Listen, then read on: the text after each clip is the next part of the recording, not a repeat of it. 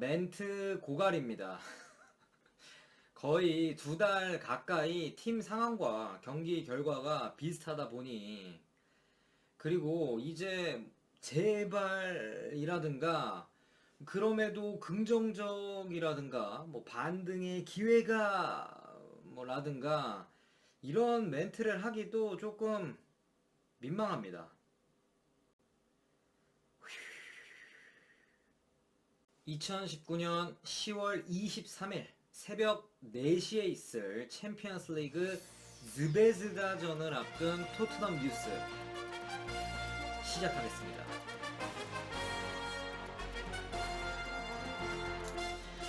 끔찍한 경기가 또, 또, 또 있었죠. 뭐 이제는 되게 놀랍지도 않아요.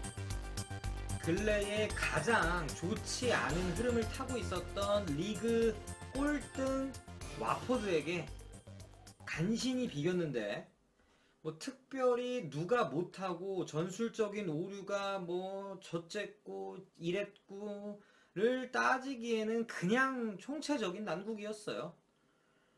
이런 흐름에서는 아시죠? 운도 더럽게 안 따라준다는 거. 운까지도 더럽게 없었습니다. 골을 넣고 그 파이팅을 타서 역전을 노려야 하는 상황에 이런 이슈가 있었어요. 주심과 VAR 심판 모두가 골이라고 인정을 했지만 기술적인 에러로 이렇게 노골이라고 표시가 되면서 뭐 혼란을 줬죠.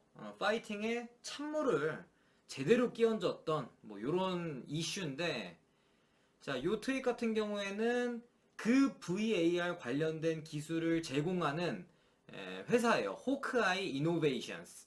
이 회사가 이제 기술적인 에러였다, 정말 미안하다, 뭐 이러면서 사과를 하는 그런 트윗입니다. 이 잘 안 풀릴 때는 뭐 아무것도 안 된다고, 토트넘의 모습이 꼭 그러했습니다. 그럼에도 이 부분은 짚고 넘어가고 싶어요. 그러니까 토트넘의 수비 라인이 총 91번, 그러니까 91번의 볼을 잃었다라는 끔찍한 스탯인데, 여기 보이시는 토비 알더웨이럴트, 다빈손 산체스 다소 뭐 위풍당당한 포즈를 짓고 있지만 전혀 그러하지 못했고요, 경기력은. 그리고 얀 베르통원의 로즈와 오리에까지 포함한 수비 라인을 말하는 건데, 물론 삼선 미드필더들의 수비 지원, 뭐 수비 시의 포지셔닝도 문제가 있었어요. 현재 토트넘에는 전문 홀딩 미드필더가 없죠. 그러니까 다이어와 와냐마, 스킵이 있기는 한데, 그러니까 그거는 없는 거예요. 여하튼 삼선의 아쉬운 수비 능력 때문도 있지만 수비 라인 자체의 부진도 분명 있습니다. 그러니까 뭐 여러 이유가 있겠지만 특히나 노쇠화에 따른 부진임이 좀 느껴지는데, 그러니까 포체티노의 축구가 수비 라인을 상당히 높게 위치를 시켜요. 그래가지고 그 뒷공간을 커버하기 위해서 순간 속도라든가 이 피지컬적으로 요구되는 바가 상당히 많은데, 노화로 인해서 그것들의 수행이 어려워지는 거죠. 특히나 이 베르통원과는 7년을 함께 했었기 때문에 저 역시도 너무 슬프고 아쉽지만, 어떤 이 과감한 선택이 필요해 보이는 현 상황입니다. 다음으로 전해드릴 소식은 경기 후에 포체티노 감독의 인터뷰 일부입니다. 전반적인 경기에 대해서 묻는 기자의 질문에 포체티노는 이렇게 답을 합니다.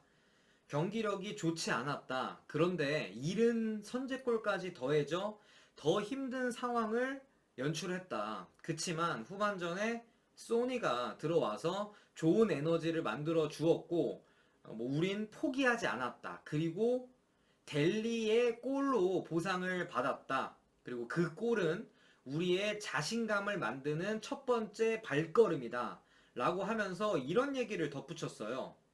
위넨전 이후에 우리의 자신감은 바닥이었다. 5년 동안 이런 일은 없었잖아. 그러니까 처음 있는 일이고 그래서 더 충격적이었다. 그러니까 회복할 시간이 좀 필요하고 이제 회복할 시간이 필요하고 이제 우리는 스텝 바이 스텝 하면서 강해질 거다. 라고 얘기를 했어요. 그러니까 우선 확실히 최근에 좋지 않은 흐름에 모두들 허둥대고 있다. 라는 게 좀 느껴지는 대목이죠. 그러니까 포치의 말처럼 처음이니까요. 그래도 선이라는 게 있습니다. 현재 그 선을 너물랑 말랑 아슬아슬하죠. 얼른 회복을 조금 하셔야겠습니다. 더불어 포치는 이런 얘기를 마지막에 덧붙였어요. 이건 그냥 축구의 문제일 뿐이다. 방법을 찾겠다. 그러니까 축구의 문제다. 이 말은 즉슨 축구 외적인 문제는 아니다. 라는 거죠. 그러니까 이를테면 언론에서 계속 건드리고 있는 재계약의 이슈라든가 동기부여의 결여라든가 선수와 감독의 불화 따위의 문제가 아니라는 건데 실제로 근래에 선수들이 식사 자리를 마련해서 포체티노 감독을 초대했다고 해요. 이런 것들을 보면 이제는 정말 그간 토트넘을 괴롭혔었던 감정적인 부분, 그러니까 멘탈리티적인 부분은 어느 정도 해소가 된 것 같아요. 선수들도 이런 식으로 이런 식으로 끝까지 싸우겠다, 이겨내겠다 라는 의지를 보이고 있고요.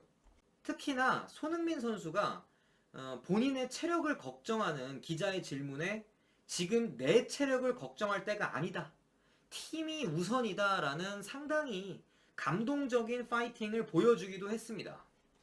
그래서 어느 정도는 긍정적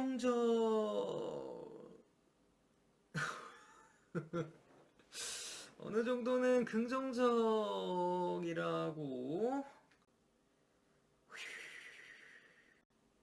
팀 뉴스입니다. 우선 에릭센이 훈련 복귀를 했어요. 보시는 것처럼 상당히 해맑게 훈련에 임하고 있죠. 거기다가 요리스가 빨라요. 벌써 초기 재활 훈련에 돌입했다라는 꽤 긍정적인 뉴스가 있고요.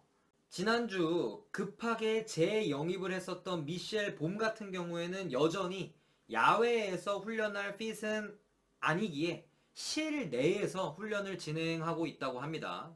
그리고 탄강가 같은 경우에는 메인 그룹과 떨어져서 훈련 중이라고 해요. 탄강가는 아직 조금 멀었죠. 참고로 미셸 봄 같은 경우에는 원래 챔피언스 리그 스쿼드 리스트 명단에 없었죠. 그러니까 명단 제출 당시에 미셸 봄이 토트넘 선수가 아니었으니까요. 근데 이번에 이름을 올렸습니다. 명단 수정이 가능한 시기는 조별 예선이 다 끝나고 나서죠, 사실은. 근데 이게 어떻게 된 거냐? 그러니까 리스트 A에 등록된 키퍼의 질병이나 부상으로 인해 출전 가능한 키퍼가 2명 미만이 된다면 임시로 교체할 수 있는 규정이 있어요. 그 규정을 이용을 한 거죠. 그러니까 이렇게 미셸 봄이 돌아왔고요. 이 선수 역시 돌아왔습니다. 자, 바로 로셀소예요. 즈베즈다전 컨퍼런스 때 포체티노가 로셀소가 출전할 것이다 라고 컨펌을 했고요. 자, 라이언 세세뇽도 궁금하신 분들 많으실 텐데 세세뇽은 여전히 리저브 팀에서 U23이죠. 리저브 팀에서 핏을 올리기 위해 경기를 뛰고 있습니다. 로셀소가 돌아온다고 즉각적으로 드라마틱한 일들이 벌어지지는 않겠지만 이 선발 라인업 수술은 여전히 최선의 수일수가 있고 그 시작으로는 로셀소의 컴백이 꽤 괜찮다 라고 말씀을 드려봅니다. 자, 다음은 근래에 거의 전해드리지 못했었던 좋은 소식입니다. 우리의 손흥민 선수와 요리스 선수가 발롱도르 후보 최종 30인에 이름을 올렸다라는 아주 기쁜 소식.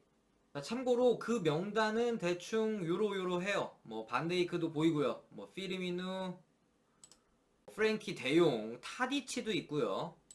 뭐 테오 슈테켄, 오바메양, 뭐 어린 아놀드와 은바페도 좀 보이죠? 뭐 베이날둠도 있고요. 뭐 그 녀석과 뭐 데리트, 벤제마도 보입니다.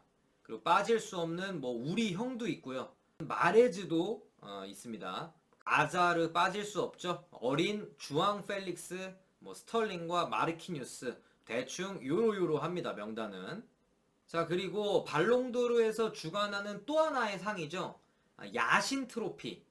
참고로 요리스 같은 경우에는 요 부분에서도 이름을 올렸습니다.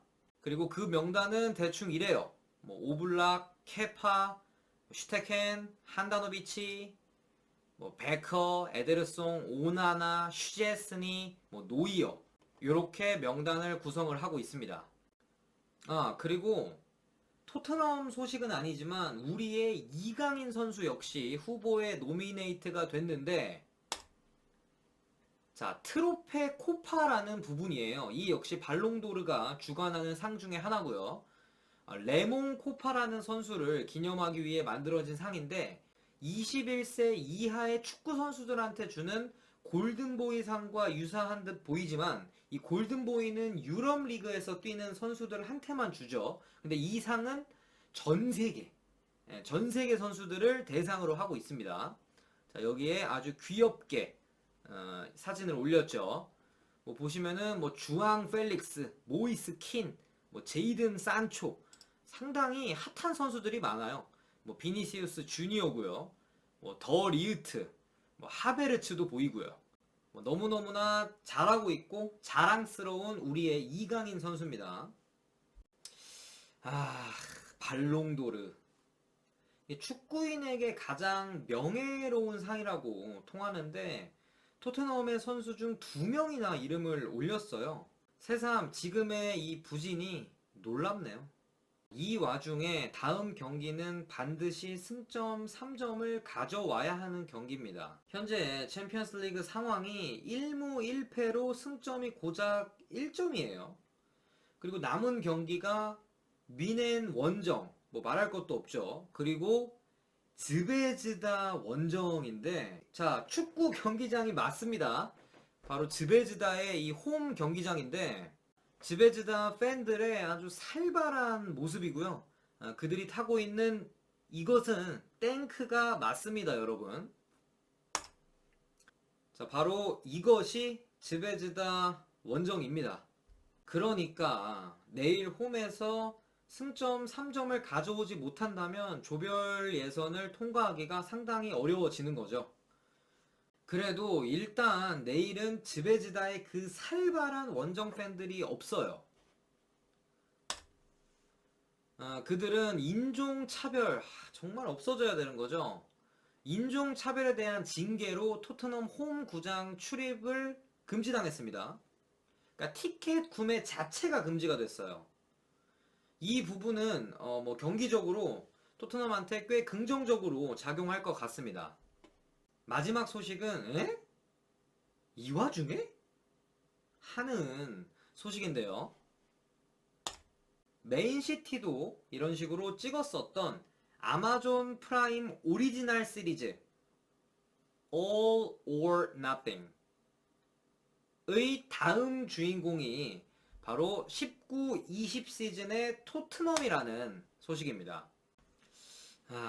다큐멘터리, 사실을 기록하는 넌픽션 영화를 가리키는 말인데요.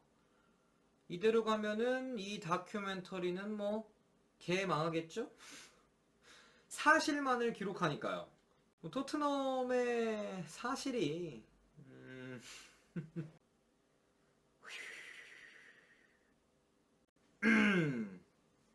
성공으로 가는 길에는 언제나 충돌들이 있는데 지금 이 시기는 단지 그중 하나일 뿐이라는 즈베즈다전을 앞둔 프레스 컨퍼런스 때 케인의 말처럼 이 모든 것들을 결국엔 이겨내는 감동적인 사실을 기록한 다큐멘터리가 제작되기를 바래 보면서 챔피언스 리그 스베즈다전을 앞둔 토트넘 뉴스 마무리해볼까 합니다. 시청해주셔서 대단히 감사드립니다.